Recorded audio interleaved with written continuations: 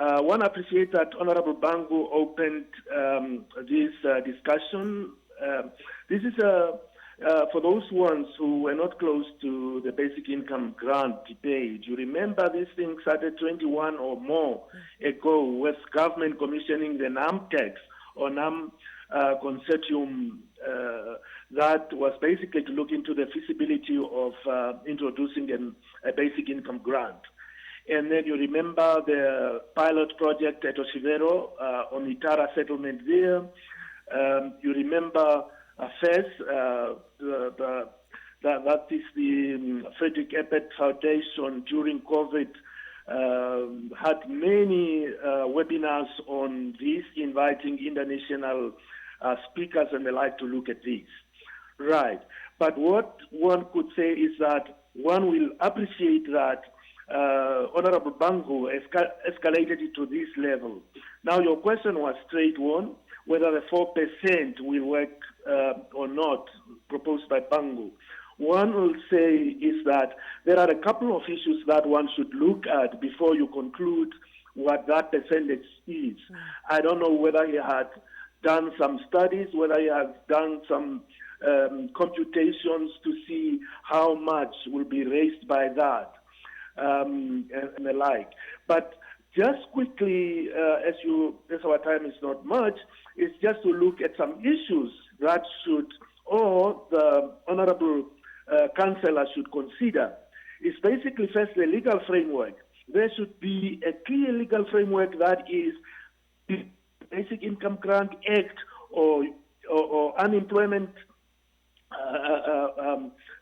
Fund or Act or so. So it cannot just go like that. So this will take many, many years. It's not something that will be introduced tomorrow as the legal framework is going through its phases. The other consideration is coverage. You want to net as many of the needy as possible. Are you going to have a conditional grant, means testing, or are you going to have a universal grant? That ties to affordability and sustainability. And then the other one is financing. That is where the 4% is coming in. I do not remember that our civil servants or our populace is heavily taxed. So you should see whether you are going to introduce a wealth tax or another payroll tax, which is going to add to the pain of your consumers, or of your populace. The last one that one should want to look at is basically the economic impact. There are two things that you want to look at here.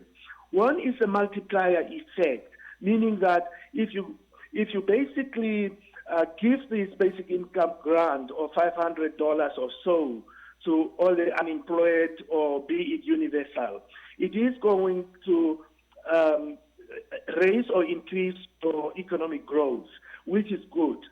But there is also something called a multiplier leakage, meaning that it could leak out of the system, go to South Africa, where we import most of our foodstuffs and necessities. So we should, parallel to everything, try to see how much can we basically produce locally and keep that money here and enlarge the cake by employing more and more people as the economy is growing, and then get more money to finance the basic income grant. Now, Doctor, we know that the economic conditions right now are not so favorable. Unemployment is also at an all-time high. Talk to us. Do you think that should something like this, an income grant, which you rightly said, it's not the first time we're having this type of conversation, is to be a reality, should it come with some conditions so that beneficiaries really spend the money wisely? In some jurisdictions, like I think it is Brazil, where, let's say, child grant is tied to their attendance or school attendance. But it is an administrative nightmare. What you want is to give money to the unemployed, and these are not kids. I don't know how you can police how they should. Otherwise, you have to introduce coupons and those kind of stuff, which is an administrative nightmare. So you don't know the preferences of all the consumers, so you cannot aggregate their utility function and then you say this is what you should do or not do. But I think many people just like me and you who are working, if we get this money, we'll know what to do with it. So I don't think that is necessary. It will just be a nightmare.